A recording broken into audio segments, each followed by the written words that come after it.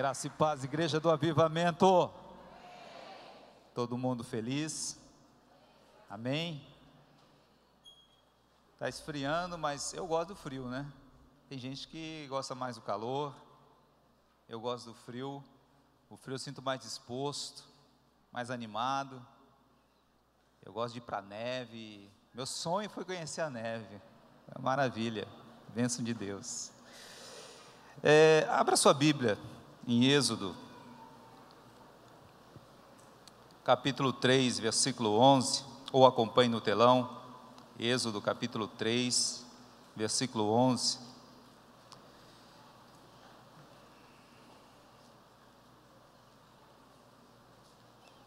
Tudo bem, Carol? E o Wagner, tudo bem? Amém.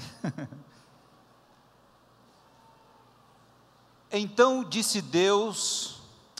Moisés disse a Deus: quem sou eu para que vá a Faraó e... Próximo.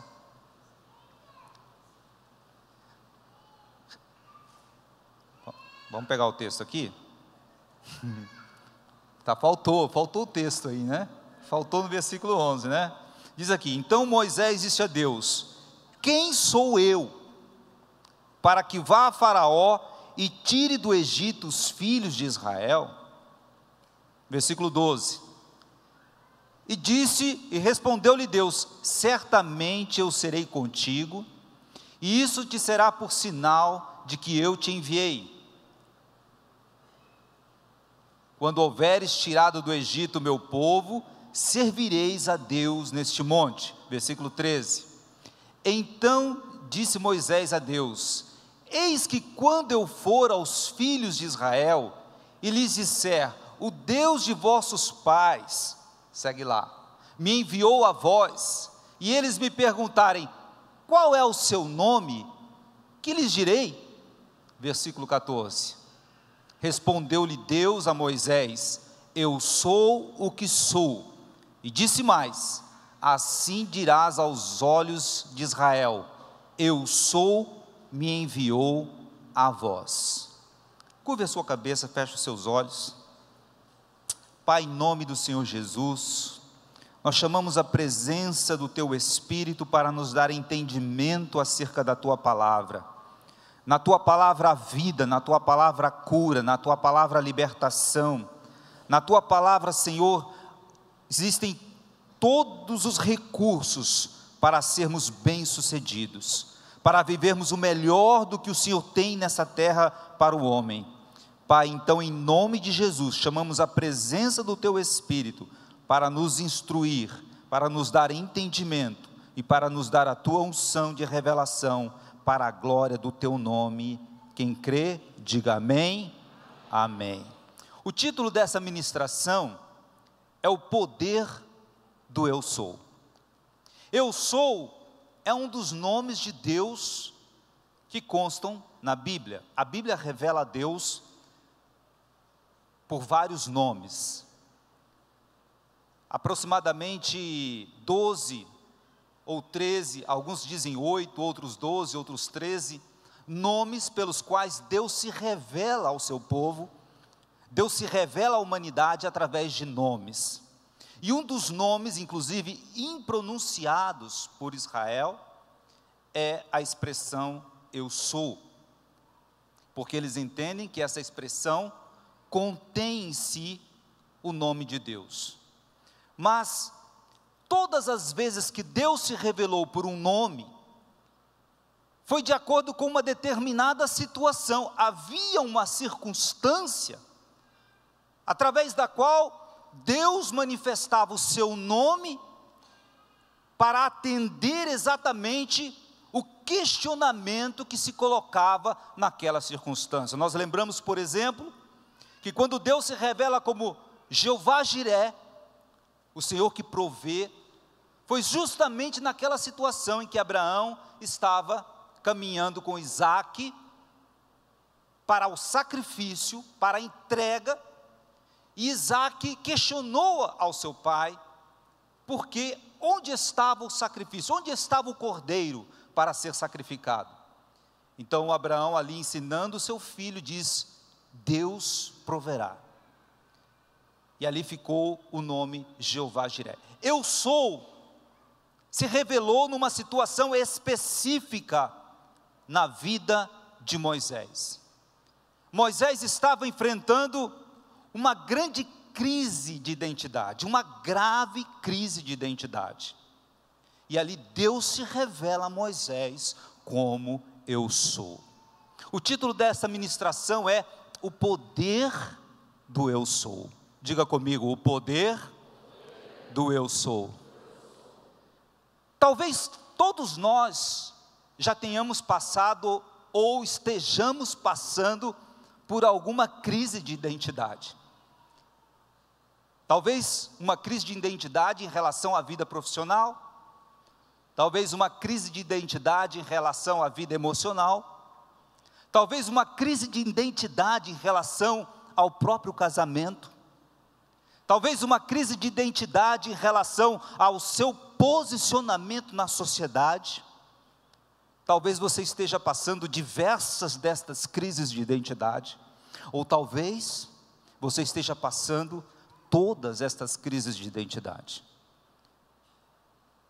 A crise de identidade é algo muito sério, e era o que estava acontecendo na vida de Moisés exatamente naquele instante. Eu trouxe um vídeo para você, e nós vamos pedir para o pessoal passar, que mostra o que é uma crise de identidade. Talvez você esteja passando por uma crise de identidade, mas ainda não tem a dimensão do que é uma crise de identidade. Então nós vamos passar no telão um sujeito que está passando uma grave crise de identidade. E aí você vai ver o que acontece com o sujeito. É muito sério. O que acontece, pode passar. O que acontece com o sujeito que tem uma crise de identidade?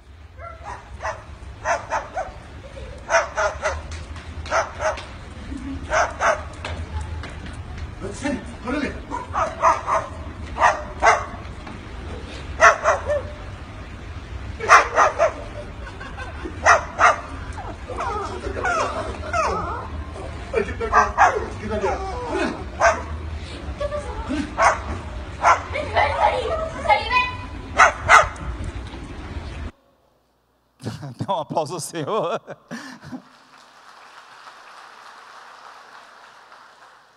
Uma pessoa que passa uma crise de identidade, ele realmente não sabe quem é.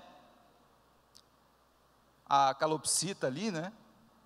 Ela deve ter convivido bastante com um cachorro, e o cachorro devia latir bastante, né? E ela aprendeu a latir como cachorro, e ela acostumou a viver assim, latindo como um cachorro, mas ela não é um cachorro. As pessoas que vivem crises de identidade, elas não se encontram exatamente como na sua posição na vida, como deveriam se encontrar. Não vivem aquilo que elas deveriam viver. Se talvez você não esteja vivendo aquilo que você deveria viver, é porque talvez você esteja passando uma crise de identidade. Moisés estava enfrentando uma grave crise de identidade. A primeira pergunta que ele faz, no versículo 11 do capítulo 3, é: quem sou eu? Essa não é uma força de expressão, onde ele se diminuía, porque às vezes nós utilizamos uma força de expressão: quem sou eu? Ali não, ali era uma crise, uma revelação de uma crise de identidade. Ele estava realmente se derramando diante de Deus, dizendo que ele não sabia exatamente quem ele era. E ele faz esse questionamento diante de Deus, dizendo: quem sou eu? É fácil explicar a situação de Moisés.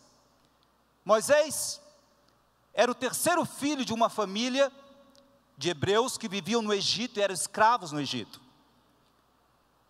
A sua filha mais velha, a sua irmã mais velha, era Miriam, que tinha mais ou menos 10 a 12 anos, era 10 a 12 anos mais velha do que ele. O seu irmão do meio chamava Arão, que tinha 3 anos de idade a mais do que Moisés. Quando Moisés nasceu, ele tinha 3 anos de idade.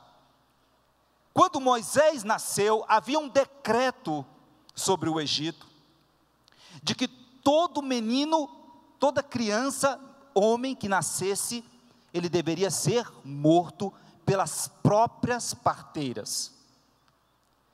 Então Moisés não era para estar vivo, só as mulheres poderiam estar vivas. E a Bíblia diz que Joquebede, sua mãe,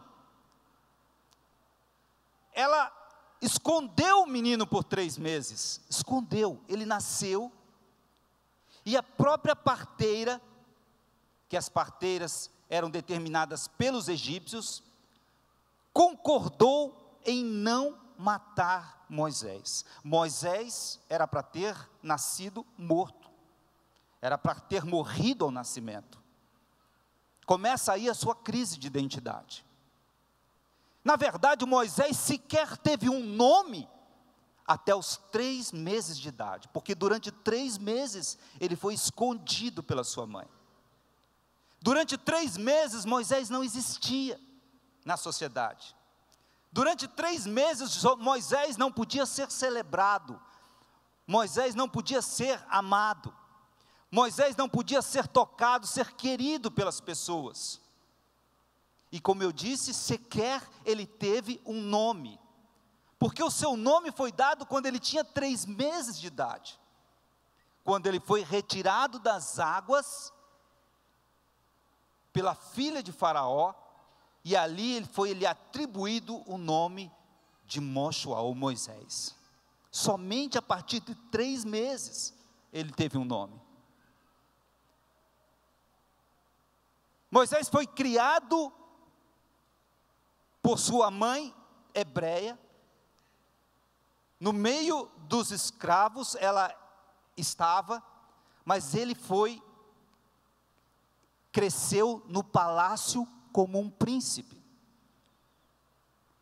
Ele tinha 2 mães, talvez ele tivesse dúvidas a respeito a quem ele deveria amar como mãe. Aquela que o salvou da morte no rio Nilo, ou aquela que o salvou da morte no nascimento, que lhe deu a luz. Moisés tinha muitos questionamentos, muitas dúvidas a respeito de quem ele era. Ele era egípcio ou ele era hebreu? Essas dúvidas perduraram sobre a vida de Moisés até os 40 anos de idade. Veja bem, uma pessoa com 40 anos de idade, não saber exatamente quem ele era, qual é a sua missão, qual é a sua função na terra, qual é o seu posicionamento, a sua colocação no meio social. Com 40 anos, Moisés entendeu, teve uma ideia, um plano, de que o seu povo, que era o povo hebreu, poderia ser liberto através da sua intervenção política. E ele quis demonstrar que ele era favorável aos hebreus, quando ele se envolveu numa briga que não era dele, comprou aquela briga e acabou matando o egípcio. Ele imaginando que aquela situação fosse trazer algum benefício para ele, aquela situação só piorou a sua vida, porque agora ele estava sendo perseguido também pelos egípcios como um assassino. Aquele que era príncipe, agora era bandido, estava sendo perseguido, e sequer podia conviver com a sua mãe ou com seu pai. 40 anos ele ficou fugitivo no deserto, 40 anos, e com 80 anos de idade, ele não sabia quem ele era. Quem ele era. Nessa situação, Deus se apresenta para Moisés na sarça ardente, e quando Moisés se aproxima da sarça, Deus fala com ele, e aí diz: Moisés, quando você for ao povo de Israel, você vai dizer: eu sou, te enviou. Quando Deus usa este nome, Ele está dizendo que Moisés não podia ter dúvidas a respeito da sua identidade. Quando nós temos dúvidas a respeito da nossa identidade, Nós não podemos cumprir o plano e o propósito de Deus para as nossas vidas. Nós não podemos encontrar o nosso lugar onde nós seremos abençoados e seremos abençoadores. Enquanto nós tivermos dúvidas a respeito da nossa identidade, nós não vamos conseguir prosperar naquilo que Deus tem traçado para a prosperidade da nossa vida. Enquanto nós tivermos dúvida a respeito da nossa identidade, quem somos nós? Quem sou eu? Quem eu sou? Enquanto essas dúvidas, enquanto essa pergunta, essa for uma interrogação, essa expressão for uma interrogação nas nossas vidas, nós não vamos conseguir ser felizes, nem no casamento, nem na família, nem em área alguma, nem na vida financeira da nossa vida. Então, nesta noite, Deus vem trazer cura, Deus vem trazer restauração para a nossa identidade aqui na terra. Amém? É tão importante a questão da identidade, que a Bíblia não economiza palavras quando se trata de descrever de onde viemos, quem são os pais, quem são os avós.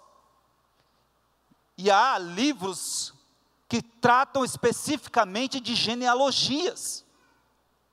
Genealogias são nada mais, nada menos do que a afirmação da identidade de um povo e de uma nação. A Bíblia fala tanto da identidade, que não foram poucas as vezes que os nomes das pessoas foram trocados, foram mudados na Bíblia.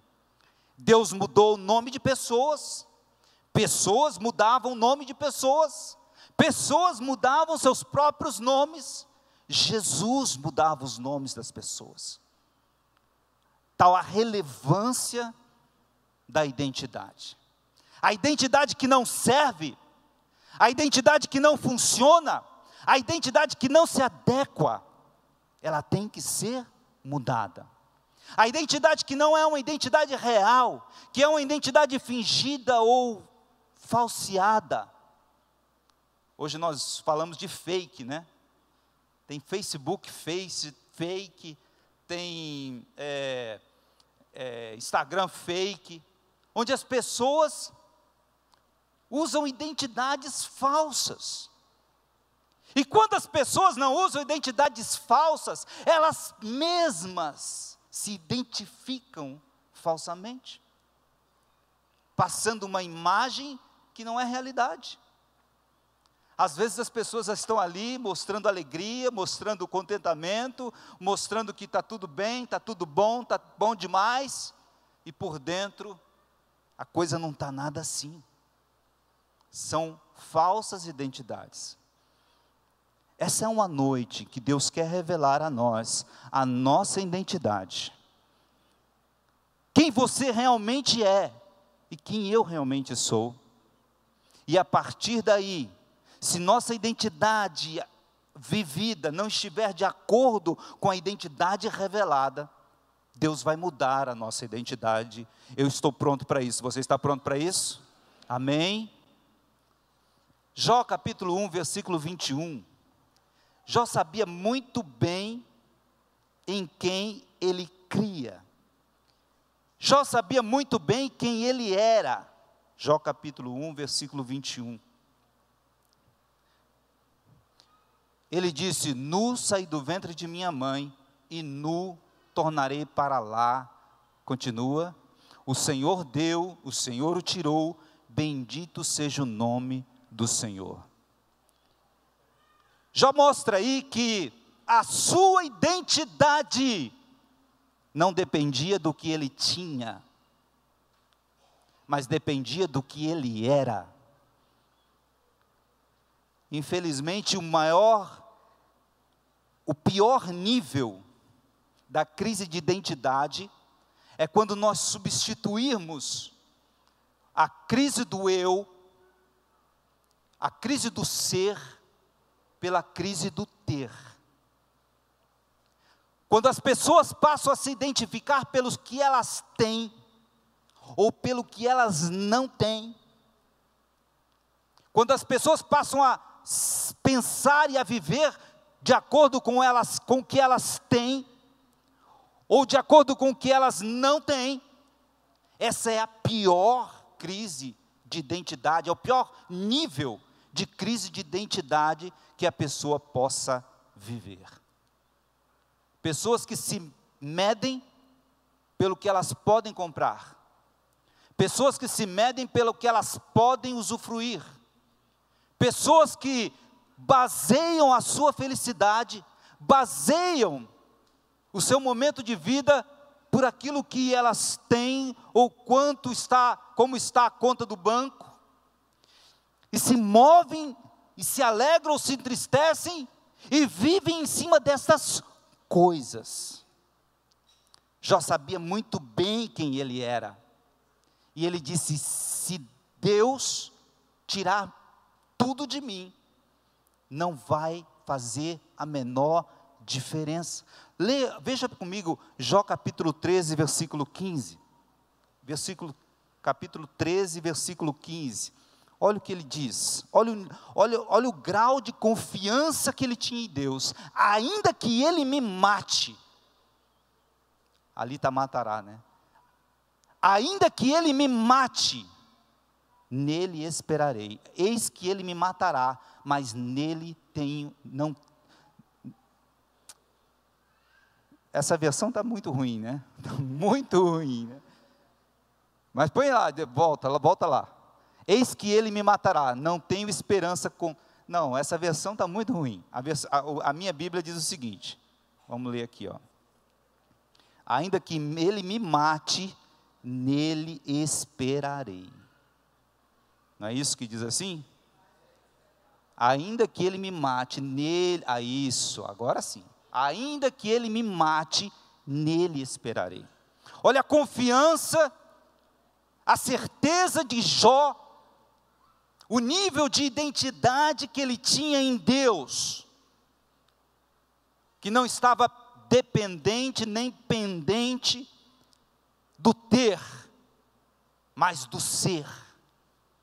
Nós temos que, aliás, nós passamos por um momento, talvez, usando a expressão infeliz, que eu não gosto de usar, mas vou usar, nunca na história desse país, né?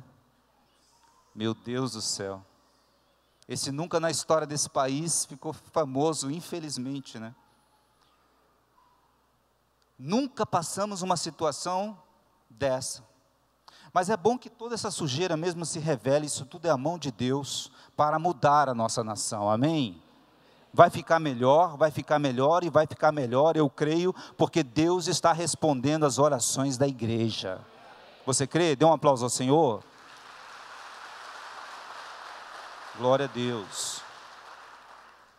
Mas é triste nós vermos os homens, o nível de ganância dos homens. Como eles perderam completamente a noção do ser, para viver totalmente a cultura do ter. Totalmente a cultura do ter. Um ter que não tem nem sentido de ter. Extrapolou todos os limites do ter. Porque sequer eles podem usar o que eles têm. Eles têm que esconder o que eles têm. Porque eles não conseguem nem gastar os milhões e bilhões, meu Deus do céu, e não para, parece que quanto mais tem, mais quer ter, nem que não tenha função mais esse dinheiro, já pensou? Não tem nem como gastar, as pessoas estão devolvendo o que sobrou são 200 milhões, são 100 milhões, são 50 milhões, são 30 milhões, isso é o que sobrou. É uma multinha. Infelizmente, pessoas que perderam a noção do ser, e vivem com toda intensidade a noção do ter. Eu quero dizer para você, querido, que a promessa de Deus para a minha vida e para a sua vida é que nós seremos prósperos em tudo, amém? Você vai ser próspero, você vai ter tudo que você precisa, você vai ter tudo que Deus tem preparado para você. Nenhum inferno, nenhum capeta, nenhum diabo vai impedir a obra que Deus tem para você. Ele tem janelas dos céus abertas para a sua vida, e nada te faltará, em nome de Jesus, amém? Não vai te faltar, Deus vai te dar. Mas antes de termos, nós precisamos ser. Antes de ter, nós precisamos ser. Jesus nos deu essa lição. Ele sabia muito bem a sua identidade. Muito bem a sua identidade. E quando Jesus passou por essa terra, no seu ministério, ele nunca disse eu tenho. Apenas após a sua ressurreição. Mas até a cruz, Jesus nunca disse eu tenho. Jesus disse, eu sou. Não precisa colocar no telão não, porque senão nós vamos tomar muito tempo. João capítulo 6, versículo 35. Ele disse, eu sou o pão da vida. João 6, 51. Diz, eu sou o pão vivo que desceu do céu. João 8, 12. Ele diz, eu sou a luz do mundo. João 10, 8, ele diz, eu sou a porta das ovelhas. João 10, 11, ele diz, eu sou o bom pastor. João 10, 30, ele diz, eu e o Pai somos um. João 11, 25, ele diz, eu sou a ressurreição e a vida. João 14, 6, ele diz, eu sou o caminho, a verdade e a vida. João 15, 1, ele diz, eu sou a videira verdadeira. Jesus não se importava com o eu tenho, Jesus se importava com o eu sou. E ele afirmava quem ele era. E ele foi, sabendo quem ele era, ele foi às últimas consequências, ele foi para a cruz. E depois da cruz, ele abre os braços e diz, eis que é me dado todo o poder no céu e na terra. Agora eu tenho a chave da morte e do inferno. Dê um aplauso ao Senhor Jesus.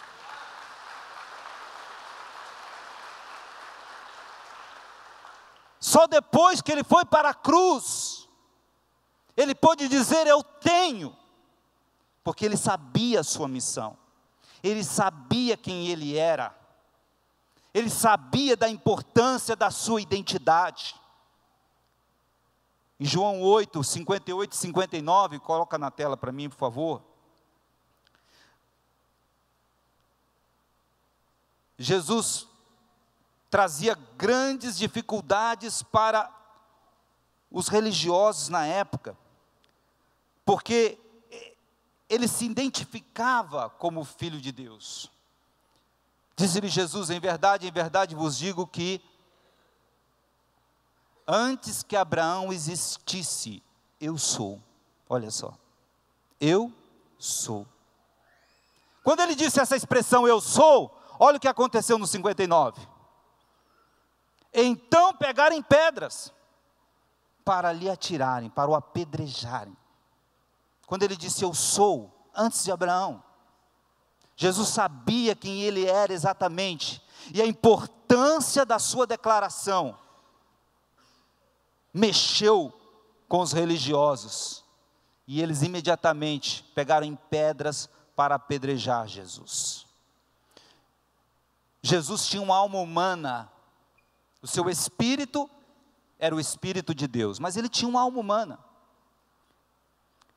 Tudo que Jesus fez nessa terra, ele fez para mostrar que nós podemos também ter certeza da nossa identidade, e não vacilar do nosso caminho, do plano que Deus tem para a nossa vida. E quando Deus cumprir o seu plano na nossa vida, vivendo a nossa identidade, nós seremos vitoriosos como Ele foi.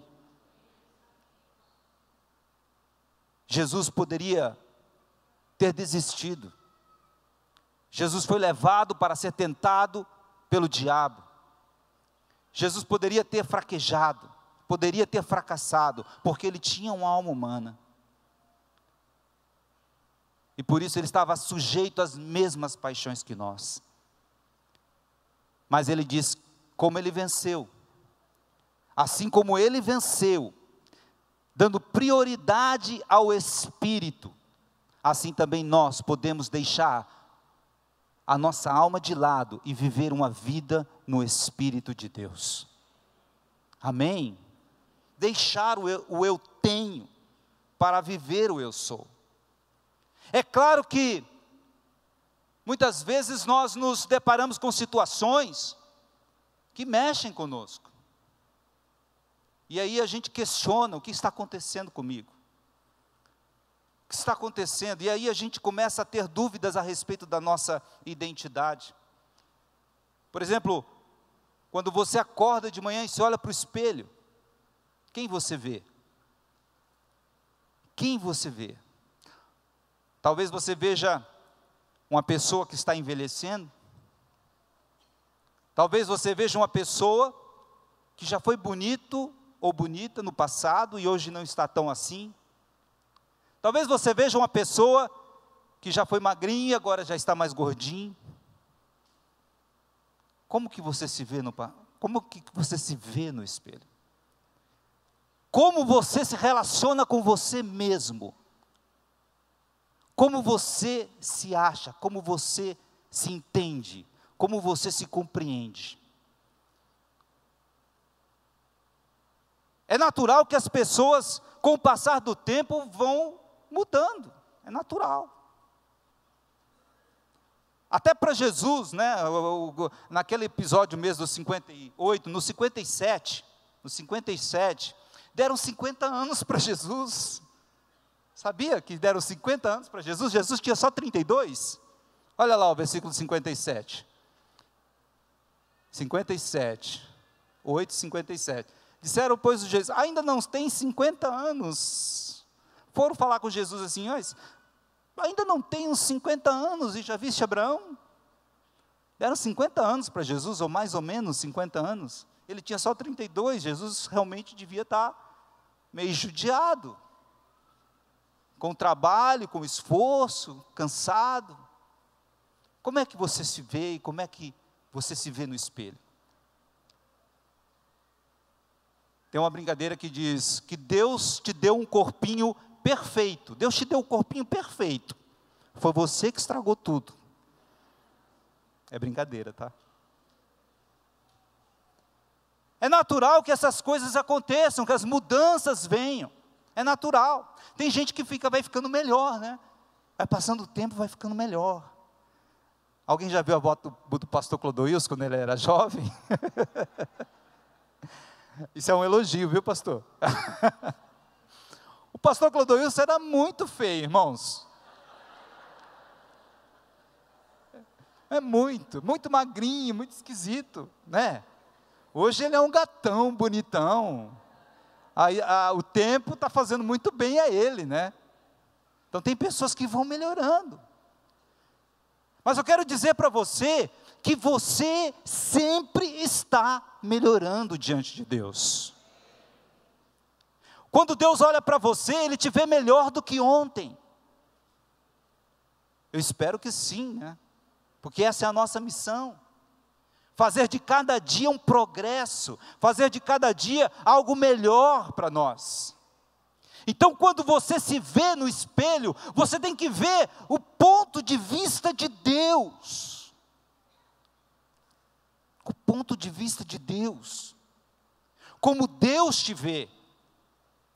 E não como você se julga, de acordo com padrões ou estereótipos humanos, de mídia e de beleza, que não são os padrões de Deus. Com certeza, não são os padrões de Deus. Eu falo na escola de líderes que o padrão de beleza do homem é a igualdade.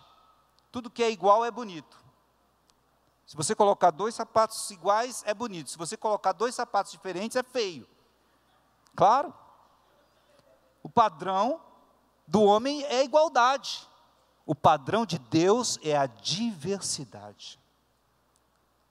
A única vez na Bíblia que fala que um edifício foi construído com tijolos foi a Torre de Babel. E Deus mandou, falou, vamos acabar com esse negócio. Deus nunca usou tijolos nas suas construções. E ele diz, e quando usar pedra, não use pedra lavrada, não pode ser pedra polida. Sabe por quê? Porque Deus quer você pedra bruta, diferente um do outro. É assim que Deus te ama, é assim que Deus te quer, com as suas qualidades, com as suas especificidades, com as suas diferenças. Ele ama a diferença, Ele ama a diversidade. Amém? Então não precisamos ser iguais a ninguém. Não precisamos viver um padrão imposto pelo mundo, um padrão de beleza imposto pelo mundo, não. Não precisamos viver isso. Precisamos viver o que Deus tem para nós. Então pare de dizer que você é feio, que você é gordo, que você é velha. Não se julgue dessa forma, porque Deus não te julga dessa forma. Não se ponha para baixo, porque Deus não te põe para baixo. Quem quer te pôr para baixo é o mundo e o diabo, mas eles já estão debaixo dos pés de Jesus. Você não precisa dar essa ajudinha para ele. Você não precisa dizer, eu sou incapaz, eu sou um fracassado, eu sou um derrotado, eu sou um gordo, eu sou um feio. Não.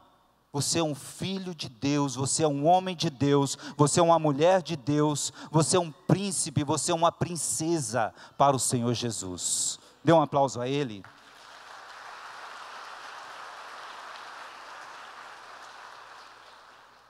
Quando Deus trata identidade, Deus é especialista em tratar identidade. Ele muda os nomes. Nós vemos dois personagens na Bíblia que Deus mudou nomes. Nós vemos Sarai, que passou a ser Sara, e o seu esposo Abrão. Isso são apenas dois exemplos de muitos, centenas de exemplos na Bíblia. Abrão que passou a ser Abraão. Sarai significa minha princesa, e Sara significa princesa. Abrão significa pai exaltado, e Abraão significa pai de multidões. Parece pouca diferença. A diferença é grande, a diferença é muita. Porque Sarai traz um possessivo no nome, minha princesa. Sara sempre foi uma mulher submissa. Isso sim é uma boa qualidade, mas não pode ser ao ponto de anular a sua própria personalidade. A submissão de Sara e a beleza que ela tinha atraía muitas pessoas, o olhar das pessoas. Ela era muito cobiçada. E de tal forma ela era cobiçada, que Abraão, em 2 ocasiões, teve que criar um jeito, uma mentirinha, colocar a sua mulher numa enrascada. Quando ele esteve no Egito, o faraó olhou para Sara e gostou de Sara, e Abraão disse, é minha irmã, porque não queria morrer, porque achava que se Faraó gostasse da sua irmã, da sua esposa, iria matá-lo para ficar com a esposa. E aí Sara se submete a essa violência emocional. Segunda vez aconteceu com o rei Abimeleque dos filisteus, mesma situação. Então Sara, ela não era uma pessoa que tinha um plano de Deus na sua vida, ela não vivia um plano de Deus para ela, ela vivia o plano de Deus para os outros. O plano de Deus para Abraão. E ela sofria com essa situação, porque apesar dela ser muito bonita, e isso ser uma boa qualidade, aquilo era um grande problema para ela. Porque a beleza trazia complicações para a vida dela. Trazia esses olhares, esses equívocos, essas situações que mexiam com ela e que tiravam ela da condição de um ser humano para se tornar objeto da vontade, do desejo das pessoas. Então Deus disse: você não será mais minha princesa, você será princesa. Deus tira de Sara todos os aspectos de possessão, de possessividade, de fazer com que ela fosse apenas um complemento da vida das pessoas, um complemento da vida de alguém, uma propriedade de alguém. E Deus fala: Sara, eu tenho um plano para você, eu tenho uma identidade para você, eu tenho algo novo para você, Sara. E ela deixa de ser Sarai para ser Sara, para ser princesa, valorizada pelo que ela é e não pelo que ela tem, valorizada pelo seu interior, pelo seu plano, pelo plano de Deus que Ele tinha traçado sobre a sua vida, e não pelo plano que Deus tinha na vida das outras pessoas. Ela tinha o seu lugar próprio na história a partir de agora, porque ela seria princesa. Eu me lembro que há uns meses atrás, eu e Mari atendemos uma jovem que estava com muitos problemas de relacionamento, principalmente com namorados. E ela pediu um atendimento, e ali nós ouvimos, ela falou bastante, falou a respeito dos seus pais, falou a respeito dos seus conflitos, seus problemas emocionais, falou a respeito dos seus problemas de saúde, da sua incapacidade de até mudar o seu próprio corpo como ela gostaria. E ela começou a derramar tudo aquilo, e eu falei: vamos orar por você. Depois de conversarmos, nós começamos a orar por ela, e ela estava em pé, e eu e a pastora Mari orando por ela, e naquele momento que eu estava orando, o Espírito Santo me moveu a fazer uma coisa, e eu parei a oração e eu falei: diga agora, eu sou uma princesa. E ela não conseguia falar. Eu falei: fale, eu sou uma princesa. E ela ficou relutante. Eu digo: fale, eu sou uma princesa. E ela falou a primeira vez: eu sou uma princesa. Eu digo: fale de novo, eu sou uma princesa. Ela disse segunda vez: sou uma princesa. Eu falei: fale de novo, eu sou uma princesa. E ela falou: eu sou uma princesa, a terceira vez, e desabou em choro e caiu no chão. Pessoas vivendo posses de outras pessoas. Pessoas valorizadas apenas pelo que elas têm ou não têm, julgadas pelo que elas têm ou não têm, mas que se esqueceram da sua essência, do seu ser. Por isso eu digo: você, mulher, a partir de hoje, você não vai ser mais um objeto da sociedade, ou da família, ou do casamento, ou dos filhos. Você não vai ser mais um objeto de apenas ser um complemento na vida do seu esposo, ou um complemento na vida do seu filho, ou um complemento na vida da sociedade, ou um complemento na vida do seu trabalho. A partir de hoje, Deus te faz princesa. Amém? Pode aplaudir o Senhor. Deus te faz princesa.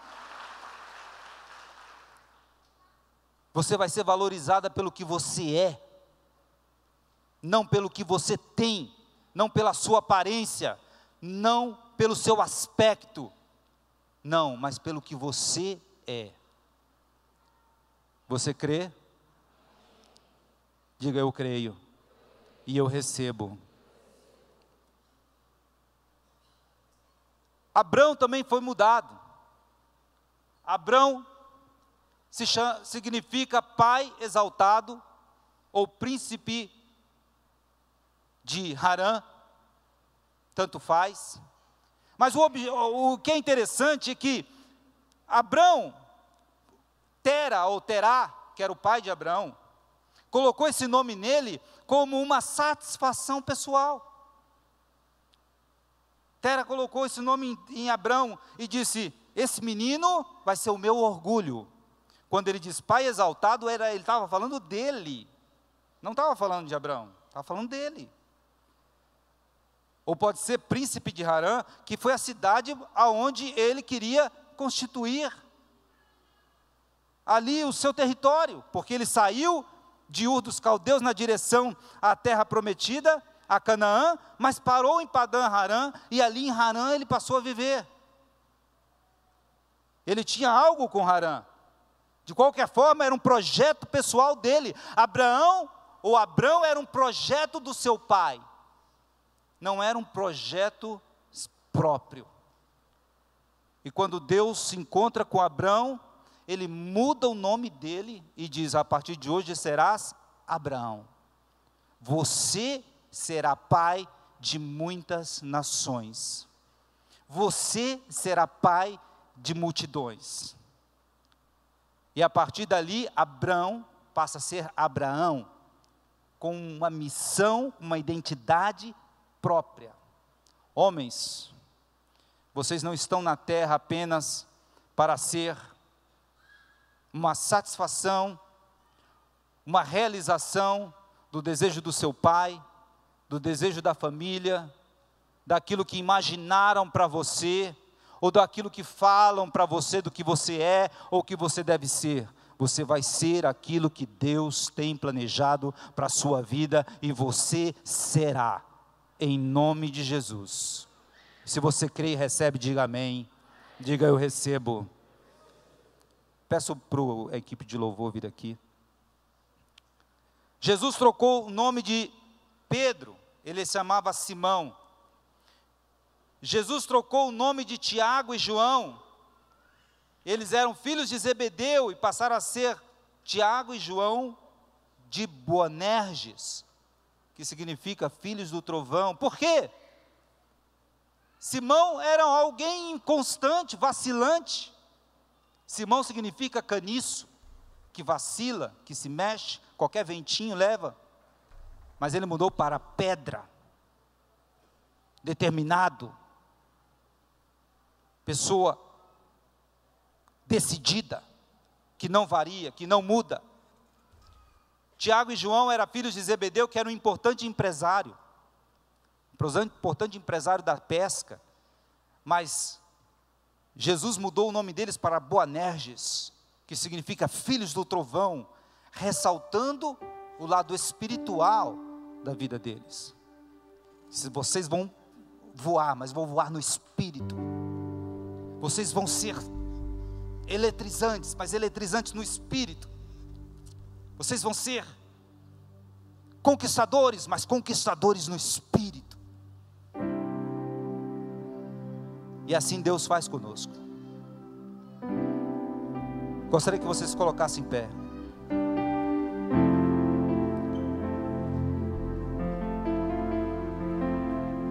A maior revelação que Pedro teve a respeito de Jesus está em Mateus capítulo 16, versículo 13 e 18, que diz: Tu és o Cristo, o Filho de Deus. A maior revelação que João Batista teve de Jesus está em Mateus capítulo 3, versículo 16 e 17, que diz que ele ouviu uma voz que dizia: Este é o meu Filho amado. A maior revelação que eu tenho de Deus está em João capítulo 1, versículos 11 a 13, que diz: todo aquele que receber será filho de Deus. Filhos de Deus. Essa é a maior identidade que eu posso encontrar e que eu posso viver na terra. Gostaria que você colocasse para mim lá versículo 17 de Mateus 3. Mateus 3, aliás, João 1, versículo 13.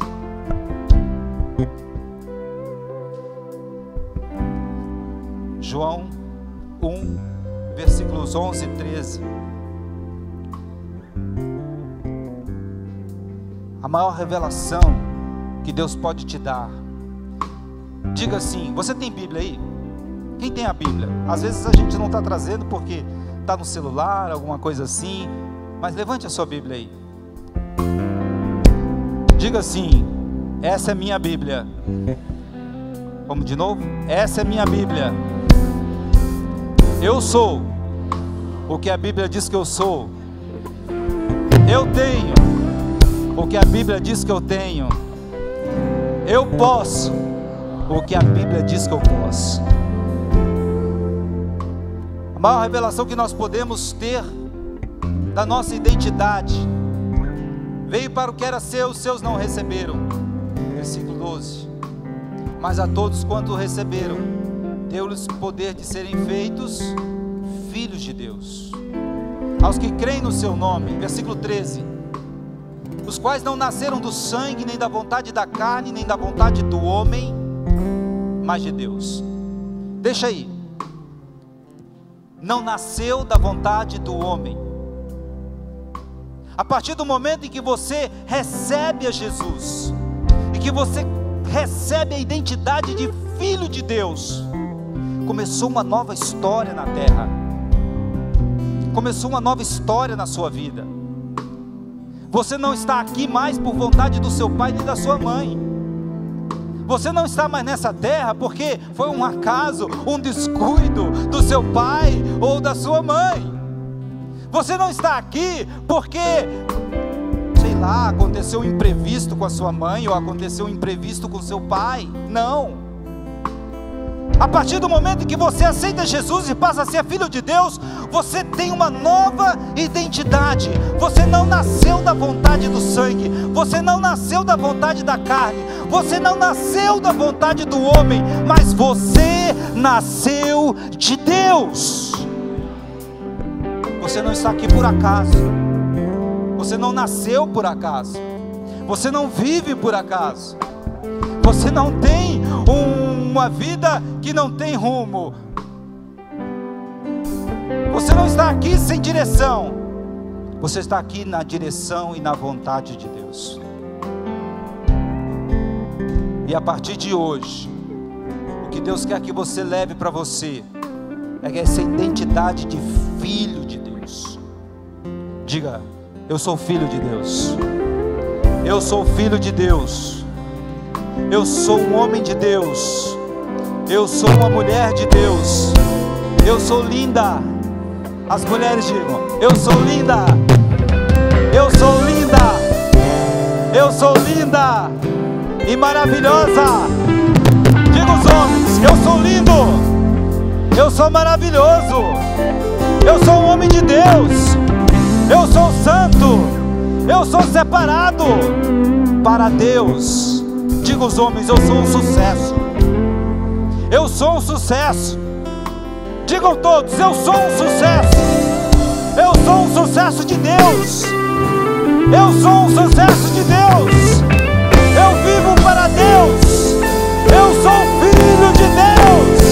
Dê um aplauso ao Senhor. Aleluia. Aleluia. Coloque a mão no seu coração. Eu quero que você fale com o paizinho agora. Com o paizinho. Fale com o pai. Feche os seus olhos. Diga: pai. Paizinho. Mas fala de coração aberto. Paizinho, paizinho. Começa a falar paizinho. Pai, pai, pai, pai. Começa a falar com o pai, o paizinho. O paizinho que está no céu. O pai que te amou, que te gerou, que te deu vida. Você não está aqui por causa dos seus pais da terra. Você está aqui por causa de Deus, o seu pai. Diga: pai, eu te agradeço pela tua palavra, pela revelação porque eu sou filho de Deus, que não há nada nessa terra que possa me tirar o que eu sou, ainda que eu não tenha, ainda que eu perca, nunca deixarei de ser o que eu sou. Sou filho de Deus, amado de Deus, e o Senhor tem um plano na minha vida, e esse plano vai se cumprir. Muito obrigado, que Deus te abençoe em nome de Jesus. Dê um forte aplauso e um grito de júbilo. Obrigado, Jesus. Deus te abençoe. Seu amor é tão grande e incondicional.